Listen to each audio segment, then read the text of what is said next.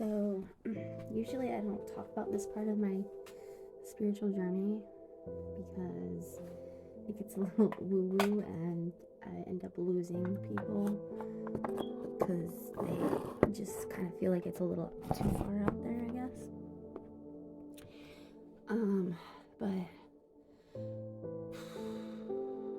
anyway, we're gonna get there. Okay, so I told y'all about the other afternoon when I was fixing my lymphatic system and the face that is my face that I was looking at in the car mirror turned into my mother's face.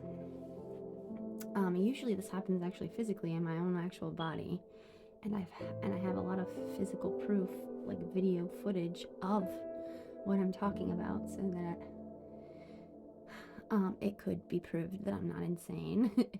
And that's why I didn't really ever speak about it the last few years, because it was something that I was trying to wrap my own mind around, let alone trying to explain it to other people to wrap their mind around, So I just kind of put it into a different category of my spiritual journey that I kept to myself mostly, and even when I did speak about it in the 3D world, it was something that I spoke about that I kind of made fun of myself about, which I don't mind doing because I really do know how to make humor in all things. Actually, the darker things, I have a really easy time finding humor in order to flip that energy and transmute it. I've done that for so long. Actually, probably one of the biggest things that people would say about me in my life before I started this spiritual journey was that when there were hard times in people's lives and they were venting to me, I was always able to not only meet them in that very vibration they were sitting in, I was able to lower myself to that vibration so that they could understand and feel that connection, that I was helping them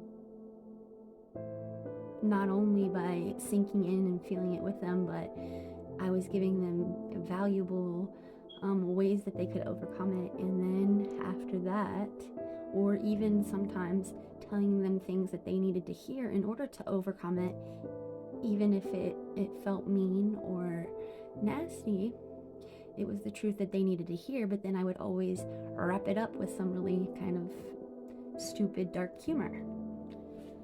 And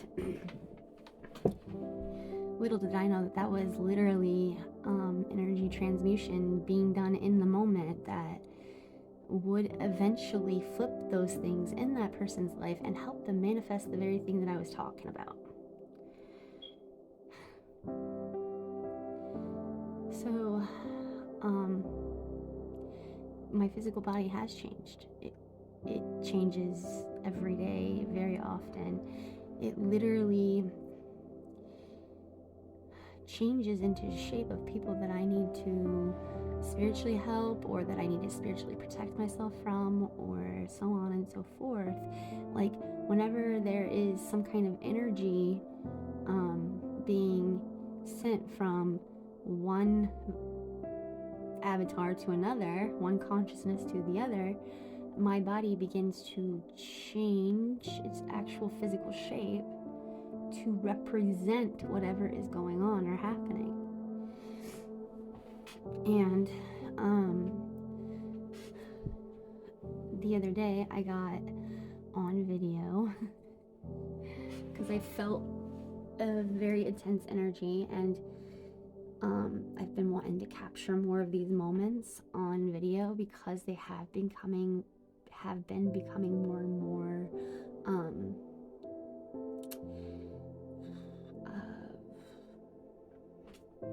big, I guess. I don't know.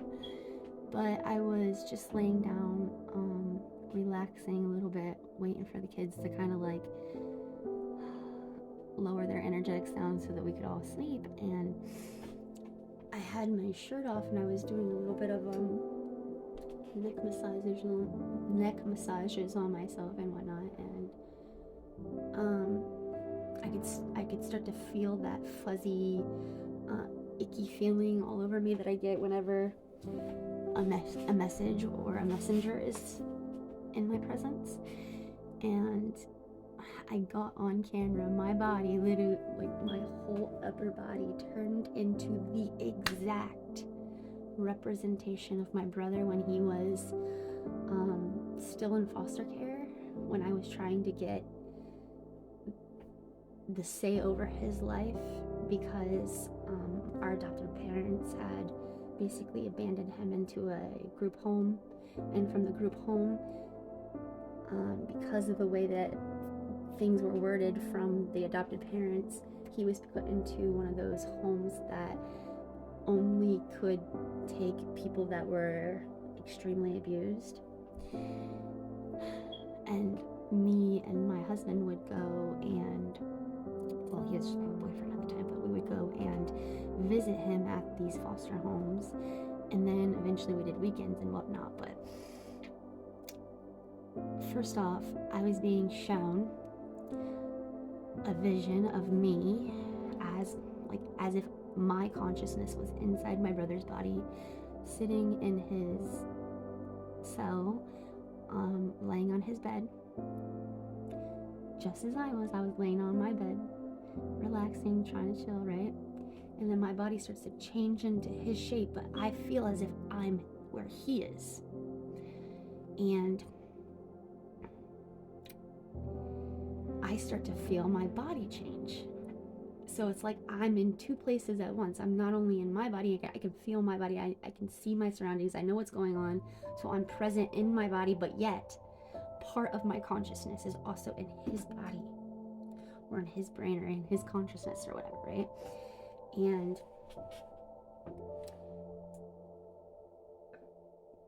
sometimes it shows up differently, but in this particular moment, I couldn't see all of everything that was going on in his surroundings, but I could feel it. I could feel like I was in bed, like I was trying to relax, and yet my brain kept going into all these different places, right? And then I hear, just give me permission. Can I let go already? I need to let go. Can you please tell me it's okay to let go? And he's always had really hard struggles with depression and stuff like that. And every time he has gotten to a place where he just couldn't take it anymore, he would call me, and I would always be that voice to bring him back into the particular moment and let him know that things are gonna be okay and he can get through it no matter what. Just toughen it up and shit like that, right? So when I hear this, I literally automatically and even aloud say, no, I'm not giving you permission. I don't agree with it. I won't forgive you.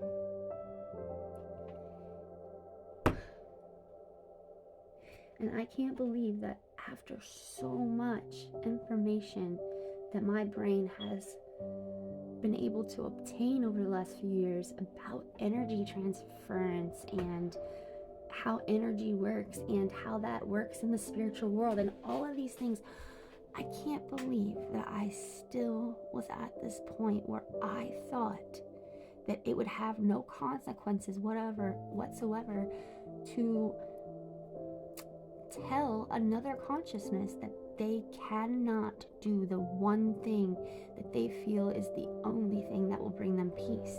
Because whether or not I agree with that or not, it's not my place. And not only is it not my place, anytime I feel like I can't live without somebody else in my world, they're siphoning my power. They get my energy, my life force, and I'm creating another reality that shouldn't even be created in that moment, and it affects both his and my energy on this other side, in this reality.